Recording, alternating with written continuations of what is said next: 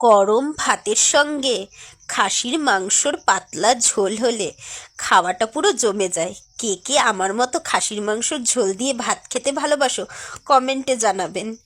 আজকে কিন্তু আমি সিম্পল রাইস কুকারে খাসির মাংস বানানো দেখাবো। দেখতেই পাচ্ছেন চর্বিওয়ালা মাংস নিয়ে নিয়েছি, আর তার মধ্যে কুচনো পেঁয়াজ, টমেটো কুচি আর কাঁচা লঙ্কা, সঙ্গে আদা রসুনের পেস্ট, পরিমাণ মতো নুন, লঙ্কার গুঁড়ো, হলুদের গুঁড়ো, ঝালটা নিজের মতো নেবেন। একটু আমি কাশ্মীরি লঙ্কার গুঁড়ো নিয়েছি যাতে ঝোলটা লাল লাল হয়। তারপরে দিয়ে দিলাম সর্ষের তেল। খাসির মাংস সর্ষের তেলে করলেই ভালো লাগে। মাখিয়ে নিয়ে রাইস কুকারের মধ্যে একদম বসিয়ে দিয়ে ঢাকা দিয়ে দিলাম। এবারে সুইচটা দিয়ে রাইস কুকারটা স্টার্ট করে দিলাম।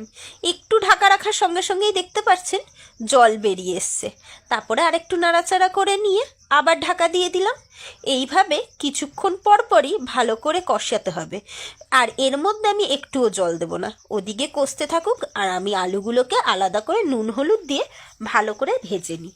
কারণ এখনই যদি আমি আলুগুলোকে রাইস কুকারে দিয়ে দিই তাহলে আলুগুলো আর খাসির মাংস সিদ্ধ হতে হতে ভর্তা হয়ে যাবে। তার জন্য আলাদা করে ভেজে তুলে রেখে দিয়ে খাসির মাংসের সঙ্গে কিছুক্ষণ পরে অ্যাড করব। এই যে মশলা পুরো কষে যাওয়ার পরে আমি আলু ভাজাগুলোকে অ্যাড করে দিচ্ছি, দিয়ে আরেকটু